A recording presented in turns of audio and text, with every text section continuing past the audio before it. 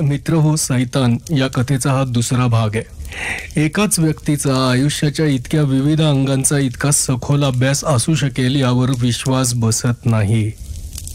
Internet नसलेल्या काळात नारायण धारपांनी या गोष्टींचं इतकं सखोल ज्ञान कुठून मिळवलं असेल याची कल्पनाही करवत नाही. पहिला भाग ऐकला नसेल तर तो ऐकून या, कारण कर्नल चौधरी कोण, 3 वाडी कशी उभी राहिली, तिथली चर्च, मशीद, मंदिर आणि तिथले पुजारी आणि इतर अघोरी दैवत हे कसं अस्तित्वात आलं हे सगळं आपल्याला माहीत असायला हवं. खाली डिस्क्रिप्शनमध्ये या कथेची पूर्ण प्लेलिस्ट तुम्हाला सापडेल. त्यामध्ये सर्व भाग एकामागून एक तुम्हाला ऐकता येतील. लाईक करायला विसरू नका आणि हो, कॉमेंट, शेअर आणि सबस्क्राईब करणार का? सैतान प्रकरण 5. विक्रम जाधव 3 वाडीतल्या प्रीमियर गॅरेजमध्ये मेकॅनिक होता. गॅरेजमधले जगभरातले मेकॅनिक गिरायकांच्या गाड्या नेहमीच वापरत असतात, तेव्हा विक्रमही काही त्याला अपवाद नव्हता. नुसतं पायी चालण्यापेक्षा पोरी स्कूटर जास्त पसंत करतात आणि स्कूटरपेक्षा गाडी असली तर त्या जास्तच खुश होतात आणि लवकर वश होतात, असा त्याचा अनुभव होता. विक्रम अमिताभ एवढा उंच नसला तरी त्याचा चेहरा बराच उभा होता. डोळेही अमिताभ सारखेच बोलके होते आणि केस तर काय ते कोणालाही वाढवता येतात. देशपांड्यांच्या लताला विक्रम गेले काही दिवस भेटत होता. आता त्यांची मजल संध्याकाळची एखादी चक्कर मारण्या इतपत गेली होती. पुण्यातल्या एखाद्या थिएटरला तिला न्यायची संधी विक्रम शोधत होता आणि आता नेमकी सुट्टीच्या दिवशी ही जुनी मॉरिस मायनर त्याला वापरायला मिळाली होती. तशी गाडी केव्हा बंद पडेल याचा भरोसा नव्हता किंवा एकदा पार्क केल्यावर स्टार्टरच्या पहिल्या फेरीत चालू होईलच याचीही शाश्वती नव्हती. खरं म्हणजे दोष काढायलाच गाडी गॅरेजमध्ये आली होती, पण तात्पुरत्या दुरुस्तीसाठी आपलं तंत्रज्ञान पुरेसं आहे असा विक्रमला पुरा आत्मविश्वास होता. पिक्चर 8:30लाच संपलं होतं आणि ते दोघं 3 वाडीच्या रस्त्याला लागले तेव्हा 9 वाजायला आले होते. थिएटरमध्ये विक्रमनं लताचा हात 1-2दा हातात घेतला होता तेव्हा तिनं अगदी नाममात्र क्षीण विरोध दर्शवला होता. विक्रमला आशा वाटायला लागली होती की आज रात्री पुढच्या ही महत्त्वाकांक्षी कल्पना कदाचित प्रत्यक्षात येतील. या पोरींचा सुरुवातीचा संकोच दूर झाला की त्या पाहता पाहता विरघळतात असा त्याचा अनुभव होता आणि त्याला तरी स्वार्थी म्हणण्यात काय अर्थ आहे. आजच्या जमान्यात सर्वांनीच सुखाचा पाठलाग एवढं एकच ध्येय समोर ठेवलंय आणि म्हणूनच त्याच्या पुरुषी वासना शमवल्या जात होत्या. आता या लतावरचे मध्यमवर्गीय संस्कार कितपत दूर करता येतील एवढीच त्याला शंका होती, कारण तिच्याशी त्याच्या ज्या 5-7 भेटी झाल्या होत्या त्यावेळी त्याला तिच्या मनात घर करून बसलेला एक भाबडा आदर्शवाद जाणवला होता. शारीरिक पावित्र्य, मानसिक विश्वास, जन्माचा जोडीदार, मिलनाचा खरा अर्थ असल्या फालतू त्रांगड्यात स्वतःला अडकवून घ्यायला तो महामूर्ख थोडाच होता. त्याच्या हिशेबी या भेटींना घडीभराची मौज, शरीराची चैन या पलीकडे अधिक महत्त्व नव्हतं. त्यासाठी हवं तर 2-4 थापा मारायलाही तो मागे पुढे पाहणार नव्हता. गावात शिरण्याआधीच विक्रमनं गाडी एका लहानशा बोळात वळवली. अगं बाई, इकडे कुठे घेतोस? लता एकदम म्हणाली. काहीच न बोलता विक्रमनं गाडी आत घातली. शेवटी गुदामं होती आणि रस्ता तिथे संपत होता. रात्री इकडे अजिबात रहदारी नसायची. त्यानं गाडी थांबवली, इंजिन ऑफ केलं, दिवे मालवले. एकदम शांतता झाली. एकदम आसपास संपूर्ण काळोख आला.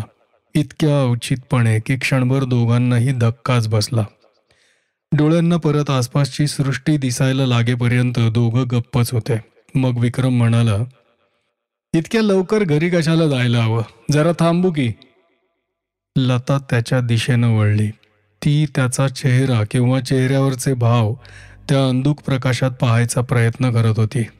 त्याच्या मनात काय आहे हे तिनं गाडी बोळात वळताच ओळखलं होतं.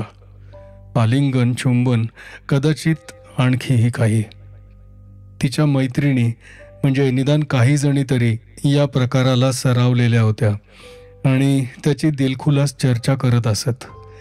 त्यांच्या वागण्यावर तिला कोणतीच टीका करायची नव्हती, पण ती स्वतः तशी वागणार नव्हती.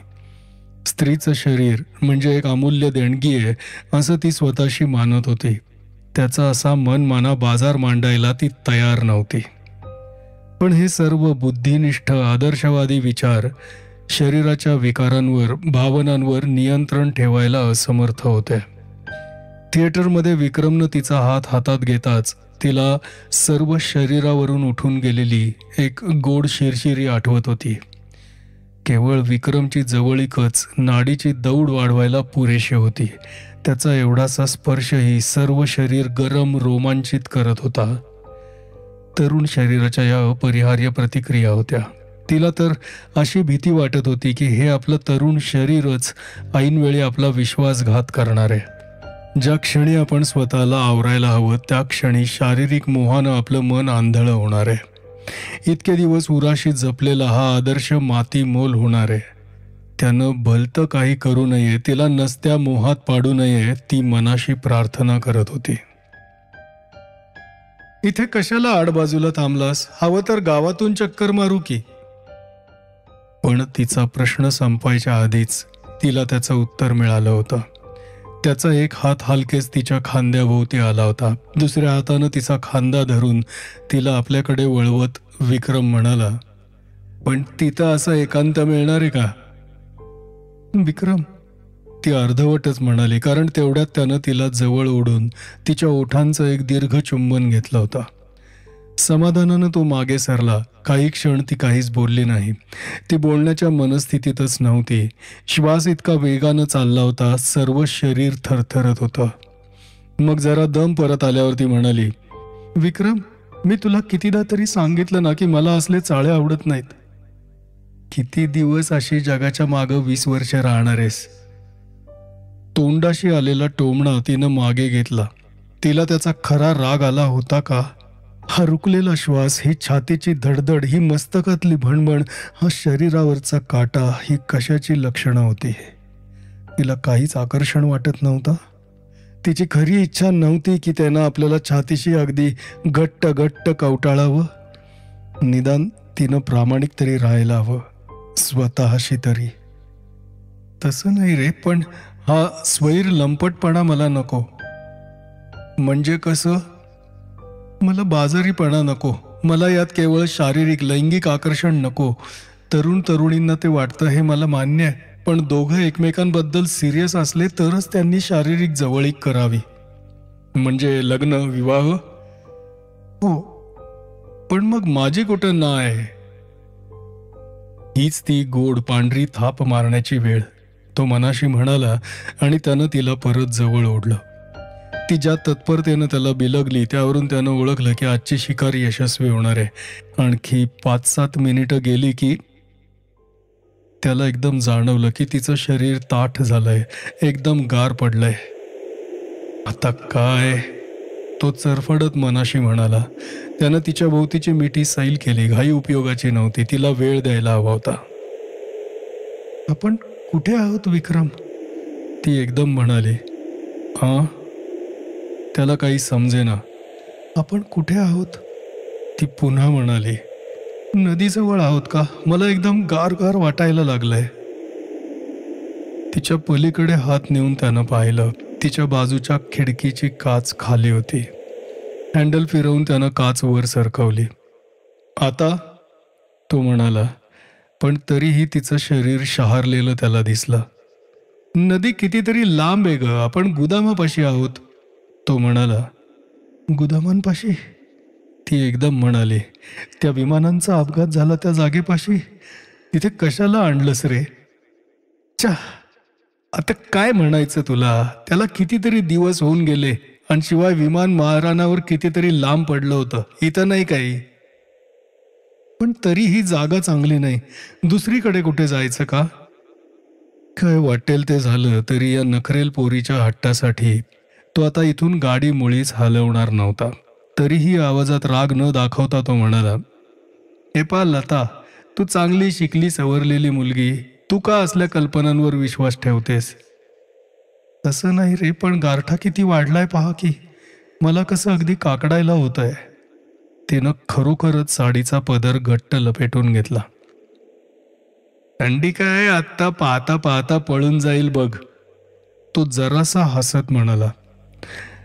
त्याच्या शब्दातला छुपा अर्थ कदाचित तिच्या ध्यानात आला असावा, कारण ती स्वतःशी खुदखुदली. विक्रमचे हात पुन्हा एकदा तिच्या भोवती आले. मगाच्या व्यत्ययानं थंडावलेलं रक्त परत एकदा तापायला लागलं होतं.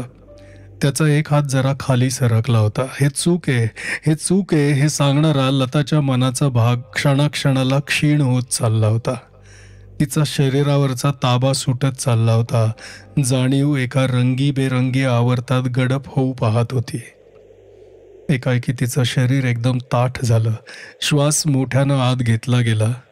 अगं बाई, ते ऐकलंस का? ऐकलंस? ती धापा टाकत होती. विक्रमच्या रक्ताचं बर्फ झालं. हात निर्जीव झाले. क्षणभर इतका विलक्षण संताप उसळून आला की त्याला वाटलं या कार्टीला अशीच गाडी बाहेर अंधारात ढकलून द्यावी आणि आपल्या वाटेला लागावं. पण अर्थात ते अशक्य होतं. काय? तो थंड निर्विकार आवाजात म्हणाला. बाहेर कोणीतरी आहे. मला एवढ्यात हालचाल ऐकू आली. लता गुदमरल्या आवाजात कुजबुजत होती. अनिच्छेनंच त्याचा हात दूर झाला आणि त्यानं खिडकी बाहेर पाहायचा प्रयत्न केला. पण त्या दोघांच्या श्वासानं आणि शरीराच्या उभेनं काच आतून वाफाळली होती आणि बाहेरचं काही दिसत नव्हतं. समज कोणी असलं, त्यांना अंधारात गाडीतलं काही दिसणार आहे का? ते बघ, ऐक विक्रम, ऐक. तिच्या आवाजात भीती होती, विनवणी होती. त्यानं बाहेर लक्ष द्यायचा प्रयत्न केला, पण अगदी शेवटच्या क्षणाच्या निराशेमुळं त्याच्या मनाचा तोल गेला होता. त्याची इतर कोणतीही ज्ञानेंद्रिय काहीही काम करू शकत नव्हती. काय नाही ग बाहेर, त्यानं तिला धीर द्यायचा प्रयत्न केला. बाईनं त्यानं शेजारची काच साफ केली. काचेला तोंड लावून बाहेरच्या अंधाराचा वेध घ्यायचा प्रयत्न केला. त्याला बाहेर काहीही दिसलं नाही. काही नाही, काही नाही. आपण जाऊया का विक्रम? तुला नाही गारठा जाणवत? आणि आता त्यालाही आसपासचा गारठा जाणवायला लागला होता. आणि हा काही साधा नेहमीचा रात्रीचा गारठा वाटत नव्हता. शरीराचे सर्व स्नायू, सर्व नसा, सर्व अस्थी गोठवून टाकणारा, बधीर करणारा हा गारठा विलक्षणच होता. आणि मग त्याला बाहेर एक आवाज ऐकू आला. इतर वेळी त्याला तो पानाच्या सळसळीसारखा किंवा फांद्या एकमेकांवर घासून आलेल्या खसखशीसारखा वाटला असता. पण आता त्याला वाटत होतं की हा काही निसर्गातला नेहमीचा निरुपद्रवी आवाज नाही. त्यात काहीतरी कृत्रिम मानवी होतं, पण तरीही मानवी नाही, काहीतरी वेगळंच. आवाज पुन्हा झाला. खालचा आवाज, खर्जातला, पुटपुटल्यासारखा. लतानं दोन्ही हातांनी विक्रमचा दंड घट्ट धरला. विक्रम, चल ना, इथे थांबायला नको, चल ना. तिचा आवाज व शरीर दोन्ही कापत होतं. कोणीतरी कडमडत असेल ग अंधारात, तो तिला धीर देण्यासाठी म्हणाला. पण त्याचा स्वतःचाही त्यावर विश्वास नव्हता. त्यानं स्टार्टरचं बटन दाबलं. इंजिनची घरघर झाली, पण इग्निशन पकडलं नाही. कुई कुई कुई करत इंजिन बंद पडलं. क्षणभर त्यालाही भीतीनं घेरलं. लता भयभीत होऊन त्याच्याकडे पाहत होती हे त्याला जाणवत होतं, पण तो समोरच पाहत राहिला. न जाणो त्याच्या चेहऱ्यावरची भीती आणि अनिश्चितता पाहिली की ती आणखीच भ्यायची. पुन्हा त्यानं स्टार्टर दाबला. 1-2 सेकंद इंजिन जोरात फिरत होतं, पण पुन्हा ठसकत आचके देत ते थांबलं. गाडीला स्टार्टिंग ट्रबल आहे हे अर्थात त्याला माहीत होतं, पण साला ट्रबल हीच वेळ साधणार याची काय कल्पना. आणि बॅटरीत चार्ज कितपत होता कोणास ठाऊक. नाहीतर अंधारात खाली उतरून त्याला हँडल मारायची वेळ यायची आणि एकाएकी गाडीची सुरक्षितता सोडून त्याला बाहेरच्या अंधारात पाय टाकायची जराशी धास्तीच वाटायला लागली होती. त्यानं एकदा गाडी सुरू करायचा प्रयत्न केला, पण तोही अयशस्वी झाला. मग बॅटरीला विश्रांती देण्यासाठी त्याला काही मिनिटं तरी थांबावंच लागलं. त्या बंद अंधाऱ्या गाडीत रात्रीच्या शांततेत दोघं दडदडत्या काळजांनी बसून होते. बाहेरच्या अंधाराचा वेध घेत होते. बारीक सारीक आवाजांचा कानोसा घेत होते. मनातल्या मनात आशा आणि प्रार्थना करत होते की मगाचा तो आवाज पुन्हा कानांवर न येऊ दे. पण तो आवाज पुन्हा आला. खालच्या आवाजातली खसखसल्यासारखी काहीतरी कुजबूज अगदी जवळून येत होता आणि गाडीच्या लताच्या बाजूनं येत होता. विक्रम तिच्या खांद्यावरून तिच्या बाजूच्या खिडकीतून बाहेर पाहण्याचा डोळे अगदी फाडफाडून प्रयत्न करत होता, पण त्या खिडकीची काचही वाफाळलेली होती. करड्या काळ्या रंगाव्यतिरिक्त काही दिसत नव्हतं. काय होतं? खिडकी बाहेरच ते पांढुरक काय होतं? जवळ आल्यासारखं, मोठं झाल्यासारखं वाटत होतं. कडा हालत होत्या, विरघळत होत्या. एक पांढुरका आकार. त्यानं काहीतरी बोलायला तोंड उघडलं, पण तोंडून आवाजच बाहेर येईना. खांदा आणि मान एखाद्या साच्यात घट्ट पकडल्यासारखी ताठ झाली होती. मानेवरचे केस शहारून ताठ उभे राहिले होते. तो आकार आता मोठा होत नव्हता, वाढत नव्हता, हलत नव्हता. विक्रमला दिसत होतं की तो गाडीच्या काचेबाहेर 2-3 इंचांवरच आहे. लताच्या एकदम लक्षात आलं की विक्रम तिच्या खांद्यावरून तिच्या मागे कशाकडे तरी वेड्यासारखा टक लावून पाहत आहे. त्याचा भयभीत चेहरा पाहताच तिच्या काळजानं एक जोराची पलटी खाल्ली. तिच्या मागे काय होतं? इंचानं तिची नजर त्याच्या चेहऱ्यावरून हलली आणि मान सावकाश सावकाश गोल फिरली. एका अतिरेकी अविचाराच्या क्रियेनं तिनं हात खिडकीच्या काचेवरून जोरात फिरवला आणि मग ती किंचाळली. मनातल्या अगदी गाभ्यापासून आलेली किंचाळी. ती लहानशी गाडी त्या भयभरीत आवाजानं काठोकाठ भरली. तीच किंचाळी विक्रमच्या डोक्यातही घुमत गेली. खिडकीच्या काचेबाहेरून 2 मोठे काळे भोर डोळे तिच्याकडे रोखून पाहत होते. त्या एकाग्र नजरेत अशी काही शक्ती होती की लताला आपली नजर त्यांच्यावरून काढताच येत नव्हती. ती नजर एखाद्या गिरमिटासारखी तिच्या मेंदूचा, तिच्या मनाचा छेद घेत घेत पार तिच्या आत्म्यापर्यंत पोहोचत होती. आणि लताला दिसत होतं की बाहेर होतं ते काही कोणी माणूस नव्हतं. एवढंच नाही, ते जिवंतही नव्हतं. भयाच्या कडेवर मेंदू लटपटत असतानाही ते काय आहे हे तिला समजत होतं. ती एक बाहुली होती. गारगोट्यांसारख्या मोठ्या मोठ्या डोळ्यांची, लाल लाल ओठांची, गोबऱ्या गालांची ती बाहुली होती. पण आता चेहऱ्याचा डावीकडचा भाग जळून, होरपळून, वितळून विकृत झाला होता. एक गालही आत बसला होता. पण ते डोळे, ते जिवंत होते. ते तीव्र भावनांनी लवलवत होते. ती नजर तिचा मेंदू जाळत खोलवर पोचत होती. पुन्हा एकदा ती कुजबूज आली. भुश्यात पाणी जिरावं तशी ती कुजबूज तिच्या सर्व शरीरात भिनली. पण ते काही शब्द असले तर ते तिला नीट उमगले नाहीत. त्यांचा अर्थही ध्यानात आला नाही. लताच्या किंचाळीनं विक्रम भोवतीचा निष्क्रियतेचा खोडा गळून पडला. त्यानं घाईघाईनं स्टार्टर दाबला. ॲक्सिलरेटर पेडल खाली दाबलं. इंजिन नुसतंच घरघरत होतं, पण गाडी हालत होती. चाकावर पुढे जात नव्हती. इकडून तिकडे हेलकावे खात होती. आधी सावकाश, मग जोरजोरानं, बाहेरून कोणीतरी हातानं हलवावी तशी. विक्रमचा पाय ॲक्सिलरेटरवरून घसरला, नाहीतर त्या क्षणी इंजिन पकडायच्या बेतात होतं. एक आचका देऊन ते बंद पडलं. गाडी गचागचा गचके खात होती.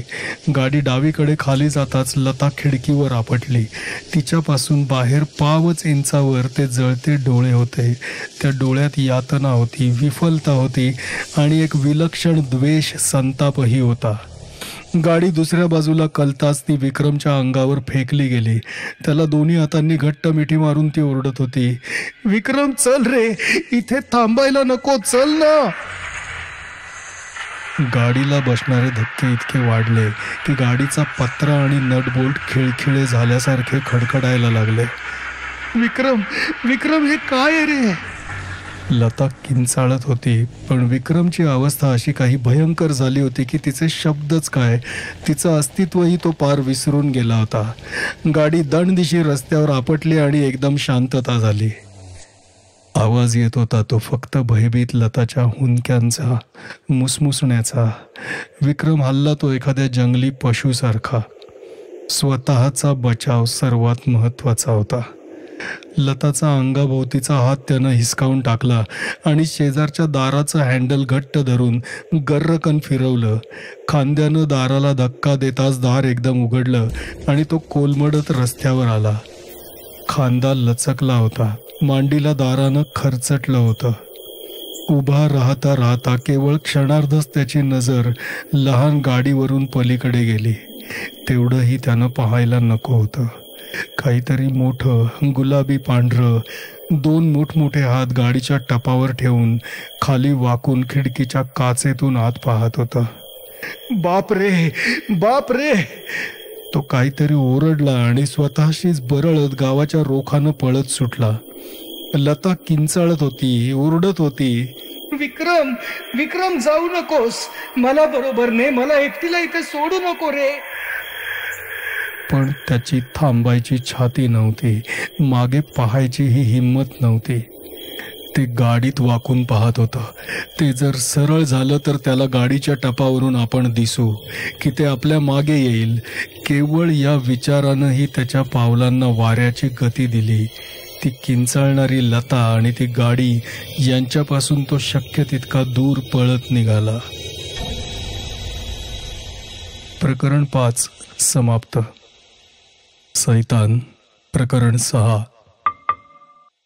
एअर इंडियाच्या मुंबई दिल्ली बँकॉक फ्लाईटला 3 वाडी पुणेजवळ झालेल्या अपघाताची चौकशी करण्यासाठी एक समिती नेमण्यात आली होती. समितीच्या प्राथमिक अहवालातील काही भाग. या अपघातातून कोणीही वाचलेलं नसल्यामुळे सर्व अनुमाने जो काही प्रत्यक्ष पुरावा समोर आहे त्यावरूनच काढावी लागली आहेत. सांताक्रूज विमानतळावरील कागदपत्रांवरून व तेथील अधिकाऱ्यांच्या साक्षीवरून हे सिद्ध झालंय की जम्बो विमानाच्या उड्डाणाचा सर्व प्रोग्राम अगदी नॉर्मल रुटीनमधून गेला होता. ETD-पेक्षा 1 मिनिट उशीर झाला होता. टॉवरवरून अधिकाऱ्यांनी जम्बोचं उड्डाण प्रत्यक्ष पाहिलं होतं आणि तेही संपूर्ण नॉर्मल होतं. अपघाताची जागा विमानाच्या उड्डाणाच्या मार्गावरून वायव्येला सुमारे 80 मैल आहे. विमानाचा वेग पाहता हे अंतर 3 ते 5 मिनिटात गाठलं जाणं शक्य वाटतं. अंदाज असा आहे की मार्गावर काही अचानक आपत्ती आल्यानं पायलटचा विमानावरचा ताबा सुटला आणि विमान मार्ग सोडून वायव्येला वळलं. फ्लाईट रेकॉर्डरचा शोध घेण्यात आला. रेकॉर्डर सापडला, पण त्यावरची धातूची पेटी वितळली होती. पुढच्या भागात ॲल्युमिनियमची पातळ फॉईल पट्टी असते. त्या पट्टीवर कॉकपिटमधील महत्त्वाच्या उपकरणांवरील वेळोवेळीच्या नोंदी सांकेतिक लिपीत रेखित केलेल्या असतात. पुढचाच भाग उष्णतेला उघडा झाल्यामुळे पट्टीवरही अग्नीचा परिणाम झाला होता. त्यावरचा काजळीचा थर काढून टाकताच समजलं की तिची फारशी मोडतोड झालेली नाही. ही पट्टी रेकॉर्डरमधून काढून प्रयोगशाळेत डिकोडिंग करण्यासाठी पाठवण्यात आली. पट्टीवर पुढील 5 उपकरणांच्या नोंदी रेखलेल्या असतात. विमानातील गायरोस्कोपनं मोजलेली ऋण किंवा घन गुरुत्वाकर्षणाची प्रेरणा, कंपासवर आलेलं चुंबकीय मापन, प्रेशर अल्टिमीटरवर मोजलेली विमानाची जमिनीपासूनची प्रत्यक्ष उंची, विमान उड्डाणापासून गेलेला सेकंदात वेळ. दुसऱ्या एका जम्बो विमानातील रेकॉर्डरशी या रेकॉर्डरची तुलना करण्यात आली. चुंबकीय अंश सोडता बाकी सर्व नॉर्मल आहे. याचा अर्थ पायलट कॅप्टन शर्मा यांनी सुमारे 20 मिनिटांनी विमानाचा मार्ग बदलला. तेव्हापासून उपकरणांच्यात बिघाड झाला. पायलट शर्मा यांनी मुंबई, पुणे, नागपूर यापैकी कोणत्याही एअरपोर्ट टॉवरशी संदेशन साधल्याची किंवा तसा प्रयत्न केल्याची नोंद नाही. आमच्या तंत्रज्ञांनी कॉकपिटची संपूर्ण पाहणी केली. कॉकपिट जवळजवळ संपूर्णपणे उद्ध्वस्त झालेलं आहे, पण तरीही कॉकपिटमधील अनेक कंट्रोल आणि स्विच यांची शेवटच्या क्षणी काय स्थिती होती, ते चालू होते का बंद होते, हे शोधून काढण्यात आमच्या तंत्रज्ञांना यश आलंय. कॉकपिटमध्ये पायलट कॅप्टन शर्मा आणि एअर होस्टेस मिस लोंजावाला यांची शवं होती. मात्र को पायलट कॅप्टन अष्टपुत्रे यांच्या शवाचा काही ठाव ठिकाणा सापडला नाही. तेही कॉकपिटमध्ये असायला हवे होते. त्यांनी यावेळी कॉकपिट का सोडली आणि त्याचा विमानाच्या अपघाताशी काही संबंध आहे का, याबद्दल आत्ता काहीही मत प्रदर्शित करता येत नाही. कॉकपिटमधल्या सर्व उपकरणांची तपासणी पूर्ण व्हायला 5 दिवस लागले. स्फोटाची व अपघाताची शक्यता लक्षात घेऊन सर्व उपकरणात अशी सोय केलेली असते की उपकरण बंद पडायच्या शेवटच्या क्षणाच्या रीडिंगचा ठसा तबकडीवर कायमचा उमटलेला राहतो. शेवटी असा निष्कर्ष निघाला की सर्व उपकरणं योग्य अवस्थेत होती, योग्य तेच आकडे दाखवत होती. इलेक्ट्रिकल, न्यूमॅटिक किंवा हायड्रोलिक सिस्टीममध्ये काहीही दोष नव्हता. विमानांच्या मेंटेनन्सची आणि ओव्हरहॉलची सर्व कागदपत्र ताब्यात घेऊन तपासण्यात आली. मागच्या फ्लाईटमध्ये ट्रिम सायकलिंग युनिटवरचा एक स्ट्रेस बोल्ट तपासून बदलल्याची नोंद आहे. बाकी सर्व नॉर्मल आहे. विमानात आतापर्यंत कोणताही गंभीर दोष निष्पत्तीस आलेला नव्हता. इंजिनं खोलण्यात आली आहेत आणि ती शेवटच्या क्षणापर्यंत उत्तम कार्यक्षम अवस्थेत होती असे आढळून आले. किंबहुना इंजिनं चांगल्या स्थितीत असल्यानंच जम्बो मैल सव्वा मैल पुढे गेलं, नाहीतर ते गावातल्या गजबजलेल्या विभागावर सरळ खाली कोसळलं असतं.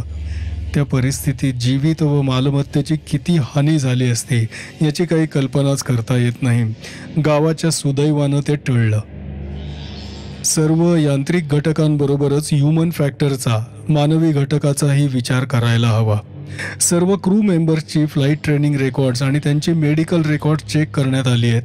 त्याचप्रमाणे या प्रत्येकावर गेल्या काही महिन्यात कामाचा कितपत बोजा पडला होता, त्याचप्रमाणे या उड्डाणाआधी जबाबदार व्यक्तींना आवश्यक तेवढी पुरेशी विश्रांती मिळाली होती का नाही याचाही तपास घेण्यात आलाय. जे काही सामान आगीतून वाचून हाती लागलंय त्यावरून क्रू मेंबर्सपैकी कोणालाही काही मादक द्रव्याचं व्यसन होतं का याचाही तपास घेण्यात आला. काहीही नाही. यापैकी कशातही काहीही संशयास्पद नाही. विमानात आणि विमानाबाहेर मृत शरीरं कोणत्या अवस्थेत कशी पडली होती यांचा एक आराखडा तयार करण्यात आला. काही देह इतक्या जोरानं बाहेर फेकले गेले होते की ते जवळजवळ 60 फूट अंतरावरच्या नदीत पडले होते. पण महत्त्वाची गोष्ट ही आहे की विमानात जे मृतदेह सापडले ते मागच्या बाजूला एकमेकांवर एक रचलेले सापडले. कौलारू घराच्या छपरावरची कौलं रांगेनं एकावर एक रचलेली असतात तसे. आगीच्या भडक्यात ते इतके विद्रूप झाले होते की ओळख पटणं शक्यच नव्हतं. पण शरीराच्या अवयवांची जी काटछाट झाली होती त्यावरून एक अनुमान काढण्यास जागा आहे. आगीपूर्वी विमानात एखादा प्रचंड स्फोट झाला असावा. विमानाच्या प्रवासाचा शेवटचा टप्पा, अपघाताची जागा, विमानाचे अवशेष ज्या पद्धतीनं विखुरले गेले होते यांचा अभ्यास झाला आहे. त्यावरून विमानाचा मुख्य सांगाडा कोणत्या क्रमानं छिन्न विछिन्न झाला याचा अंदाज बांधता येतो. स्फोट कॉकपिटच्या मागे फर्स्ट क्लास केबिनमध्ये झाला असावा असा तर्क फारसा चुकीचा ठरणार नाही. विमानाच्या पंख्यावर एक खोल ओरखडा उठलाय. त्याची सूक्ष्मदर्शकाखाली तपासणी केल्यावर ओरखड्यात निळे व चंदेरी रंगाचे कण आढळले. फर्स्ट क्लास केबिनची सजावट निळसर चंदेरी रंगात केली होती. तेव्हा या तर्कास दुजोरा मिळतो की केबिनमध्ये मोठा स्फोट झाला आणि स्फोटानं बाहेर फेकला गेलेला केबिनच्या भिंतीचा काही टोकदार भाग पंख्याच्या पृष्ठावरून जोरानं घासत गेला. सैतान प्रकरण 7. गोपाळराव ऑफिससाठी निघायच्या तयारीत होते. 6 वर्षांची त्यांची सर्वात लहान मुलगी नीला कसला तरी हट्ट धरून बसली होती. तिची समजूत काढण्याचा ते प्रयत्न करत होते. इतर सर्वांना जमदग्नीचा अवतार भासणारे गोपाळराव या चिमुरड्या नीलासमोर मात्र एखाद्या गोगलगाईसारखे नरम, निरुपद्रवी, असहाय्य होत. तिच्या बालमनात शिस्त, आज्ञाधारकपणा, कोणाचा राग या कल्पनांना जागाच नव्हती. बाहेरच्या खोलीत सोफ्यावर बसून ते तिला जवळ घेऊन काहीतरी सांगत असतानाच दाराची घंटा खणखणली. त्यांना हा व्यत्यय अगदी दैवयोगच वाटला. नीलाला बाजूला करून ते उठले आणि त्यांनी दार उघडलं. एक क्षणभर गोपाळरावही स्थिमित झाले. दाराबाहेर एक पारशी जोडपं उभं होतं. दोघंही उंच, गोरेपान नाकेले. त्यांच्याशी गोपाळरावांचं सर्व संभाषण इंग्रजीतून झालं. आपण श्री गोपाळराव पानसे? हो, आपलं काय काम होतं माझ्याकडे? आम्ही आत येऊ का जरा? अर्थात. मी आधीच तुम्हाला आत बोलवायला हवं होतं. ते दोघं आत येऊन बसले. दोघांचे चेहरे गंभीर, शंकायुक्त आणि जरा वरमल्यासारखे वाटत होते. ज्या कोणत्या कामासाठी ते दोघं गोपाळरावांकडे आले होते ते काम आवडीचं, आनंदाचं नक्कीच नव्हतं. आत्ता तुम्ही गडबडीत आहात? मला 15 मिनिटांची सवड आहे, गोपाळराव घड्याळाकडे पाहत म्हणाले. आम्ही तुमच्याकडे एका मोठ्या चमत्कारिक कामासाठी आलो आहोत. कदाचित तुमचा आमच्या शब्दांवर विश्वासही बसणार नाही, पण आमची एक विनंती आहे, आम्ही काय सांगतो ते नीट ऐकून घ्या, त्यावर विचार करा. मग गोपाळराव नवलानं त्या दोघांकडे पाहत म्हणाले. त्यांच्यातली स्त्री अतिशय अस्वस्थ झालेली होती. हातात रुमालाचा बोळा चुरगळत होती. पण दोघांचं लक्ष एकसारखं नीलाकडे जात होतं. दोघं तिच्याकडे पाहत, चटका बसावा तशी नजर दूर खेचत, पण पुन्हा त्यांची नजर तिच्याकडे वळे आणि त्यांच्या त्या नजरेत जी एक आर्तता, तीव्रता, भावविवशता होती, ती गोपाळरावांना जरा अस्वस्थच करत होती. माझं नाव अर्देशीर, आदर अर्देशीर, आणि ही माझी पत्नी. मिस्टर पानसे, माझ्यावर विश्वास ठेवा. मुंबईतल्या एका प्रतिष्ठित संपन्न घराण्याचा मी वारस आहे. व्यवसायानं मी इंजिनियर आहे. दूर पूर्व, युरोप, अमेरिका इत्यादी देशातून मी मोठमोठी कामं पुरी केली आहेत. मला एखादा क्रँक किंवा क्रॅकपॉट किंवा फॅनेटिक समजू नका, एवढीच माझी विनंती आहे. त्यासाठीच माझा थोडासा पूर्वेतिहास सांगितला. पण आपलं काय काम आहे माझ्याकडे? गोपाळराव गोंधळून म्हणाले. सांगतो, क्षणभर थांबा. गोपाळराव नाही का? गोपाळराव, तुमची कल्पना आहे त्यापेक्षा आम्हाला ही भेट घेणं अतिशय अडचणीचं, संकोचाचं, अपराधीपणाचं वाटतंय. मी तुमचा जास्त वेळ घेत नाही. 1-2 प्रश्न विचारतो, त्यांची उत्तरं मला द्याल का? विचारा. आपल्याला 5.5 पावणे 6 वर्षांची मुलगी आहे. आता मात्र त्या दोघांची नजर नीलावर अगदी विलक्षण एकाग्रतेनं खेळली होती. हो, हीच ती, नील. तिच्या केसांवर हात ठेवत गोपाळराव म्हणाले. थँक्यू. तिला कोणाबरोबर तरी आत पाठवता जरा. ही भेट क्षणाक्षणाला जास्त विलक्षण होत चालली होती, पण अर्थात आता ती पुरी करण्याखेरीज गत्यंतर नव्हतं. गोपाळरावांनी नीलाला आत पाठवलं. गोपाळराव, गेल्या 2 महिन्यात तुमच्या या मुलीला, नीलाला, काही झटके, काही फिट, काही अटॅक वगैरे असा काही प्रकार झाला का? गोपाळराव एकाएकी दचकून ताठ बसले. अर्देशीरनी त्यांच्या नेमक्या वर्मावरच बोट ठेवलं होतं. ते म्हणत होते तसा प्रकार गेल्या 2 महिन्यात 3 वेळा झाला होता. त्यांना आता त्या आठवणींनीही शरीर शहारल्यासारखं वाटलं. त्या रात्री सर्वच जण अपसेट झाले होते. 8च्या सुमारास विमानाच्या अपघाताचा दणका गावभर जाणवला होता आणि काय प्रकार आहे हे माहीत नसल्यानं इतर सर्व मुलांबरोबर नीलाही स्फोटाच्या ठिकाणाकडे गेली होती. तिथे काय भयंकर देखावा दिसणार आहे याची कोणाला कल्पना होती. कोणीतरी मोठ्या माणसानं या पोरांना हटकून घरी पाठवेपर्यंत ती सर्व तो संहार पाहत उभीच होती. मागून जेव्हा, म्हणजे रात्रीचा प्रकार झाल्यावर, तोपर्यंतही सर्व बेफिकीरच होते. तर मागून जेव्हा गोपाळरावांनी थोरल्या मुलाला खडसावून विचारलं तेव्हा तो म्हणाला होता की हो, त्यांच्याबरोबर नीलाही मैदानात आली होती. तिनंही तिथला देखावा पाहिला होता आणि ती तिथे घाबरली होती. नुसती मोठ्या डोळ्यांनी, पांढऱ्या फेक चेहऱ्यानं हाताच्या मुठी गच्च आवळून समोर पाहत उभी होती. गोष्ट होऊन गेली होती. आता दोष देण्यात अर्थ नव्हता आणि त्याचा काही फायदाही होणार नव्हता. रात्री 12च्या सुमारास नीला काहीतरी ओरडत झोपेतून उठली होती. Mummy, mummy, mummy, hot, hot, hot, mummy, mummy, hot.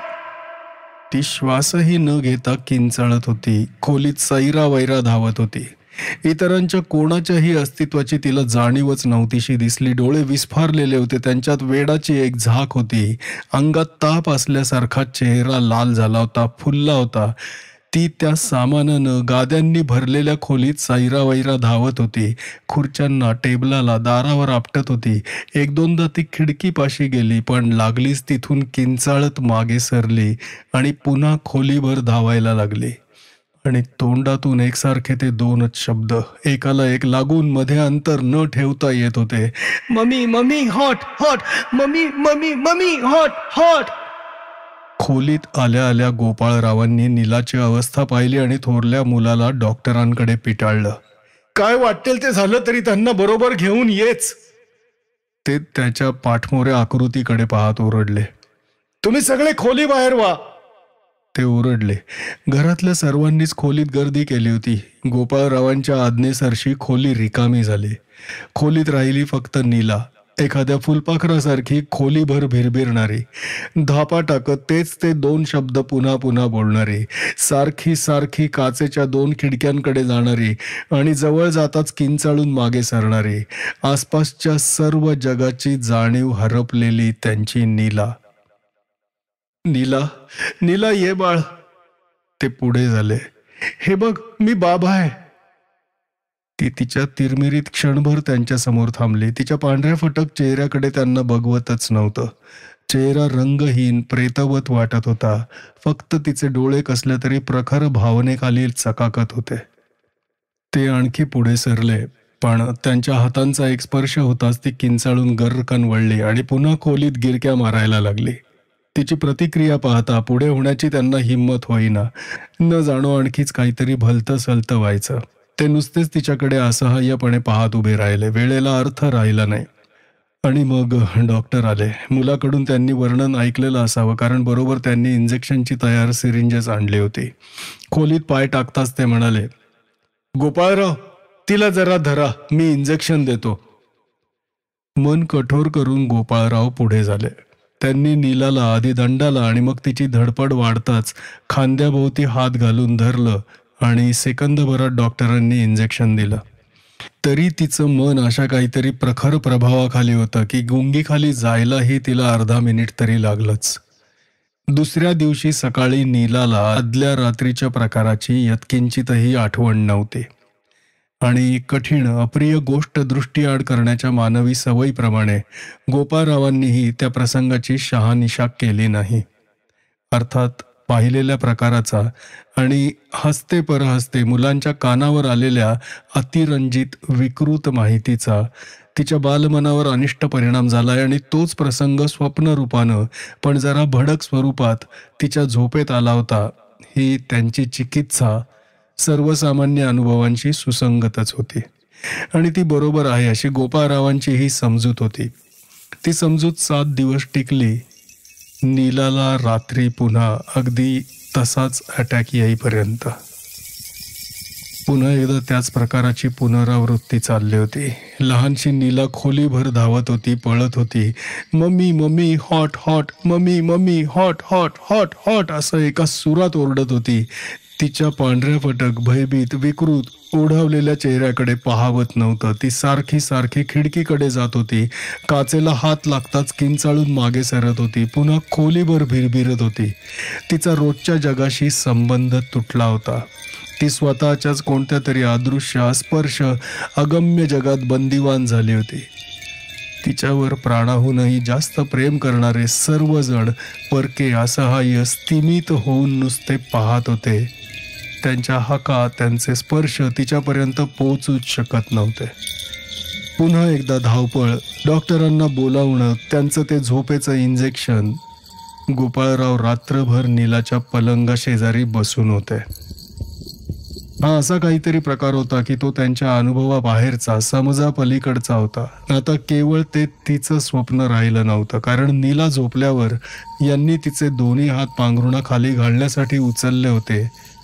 तेव्हा त्यांना दिसलं होतं की दोन्ही हातांचे पंजे किंचित भाजल्यासारखे दिसतायत.